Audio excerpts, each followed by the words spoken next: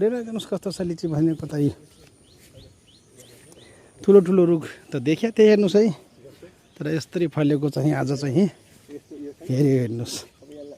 यो बिचमा स्याउ छ हेर्नुहोस् फेरि मेरो यस्तरी फलेको छ हेर्नुहोस् है लिची हो यतातिर टमाटर छ हेर्नुहोस् यो बिचमा फेरि स्याउ छ हेर्नुहोस् देख्नु है पुरै बगैँचा हेर्नुहोस् है कति राम्रो छ हेर्नुहोस् है अलग्गै आफ्नै बारीको अर्ग्यानिक लिची हो हेर्नुहोस्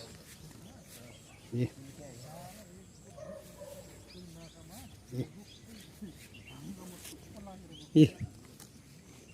कोही नखाएपछि का मिल्दा खाँदो रहेछ नि हेर्नुहोस्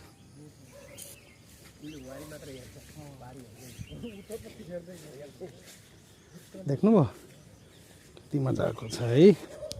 आज हामी चाहिँ लिची बारीमा घुम्दै हो गाइज है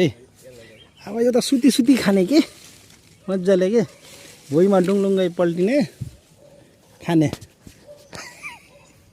यस्तो हिसाबले फलेको छ हेर्नुहोस् बस्यो भने अग्लो भइन्छ हेर्नुहोस् है सुतेर खाएपछि हुन्छ हेर्नुहोस् है देख्ने भयो कति मजाको फल्यो त है के कुरा गर्ने अब लिचीको त कुरै गर्नु भएन कस्तो फल्छ भनेर यी हेर्नुहोस्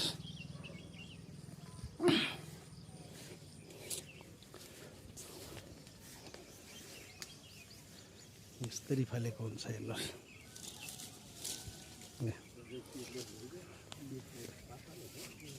आहा ए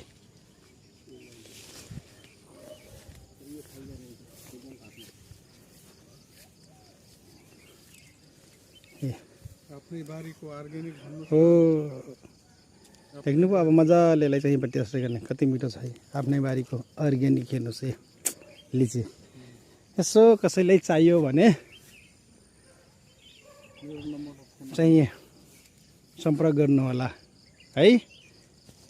कसैले चाहियो भने सम्पर्क गर्नुहोला अर्ग्यानिक प्योर हेर्नुहोस् आफ्नै बारीको लिची हजुरहरूले मजाले चाहिँ खान सक्नुहुन्छ किनेर हेर्नुहोस् है कति मिठो छ हेर्नुहोस्